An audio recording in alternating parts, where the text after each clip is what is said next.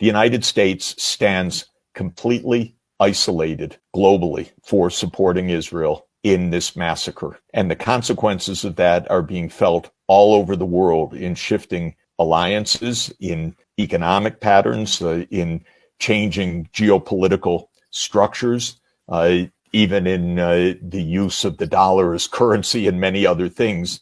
There is a massive, a seismic change of geopolitics underway in which the U.S. has chosen nearly total isolation in the world. I see it every day because my job is to be out in the world discussing issues of economic development and finance, the global economy, trade, the currency system. And what's happening is the U.S., so contrary to being what Biden in his fantasy thinks that the world looks to the U.S. for leadership, the world looks at the U.S. aghast. The U.S. stands alone with Israel. Of course, the world's even more aghast at what Israel is doing because we haven't had the real-time video feed of mass slaughter quite this way before. Of course, we've had war in our living rooms, on our social media or television broadcasts, but the real-time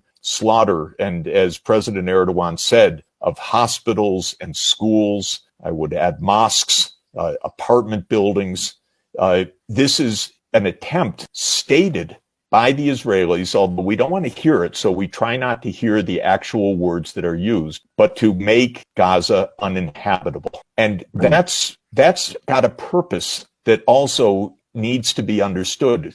Israel is not fighting Hamas. Israel is fighting for a greater Israel, which is a kind of messianic biblical idea that now is in political ascendancy in Israel, that Israel has the right to control all of the area. It has the right to control the millions and millions of Palestinians because some zealots believe, and they are powerful right now. God said so in the book of Joshua sometime around the 5th century BC. And you can't really make this up because this is 21st century stuff and It's devastating. And this is what we're siding with. I don't think Americans really understand what is motivating the Israelis. I don't think Americans understand the risk of this war widening very significantly, very dangerously, and very fast. This is what we're up against. And unfortunately, we have a president who's not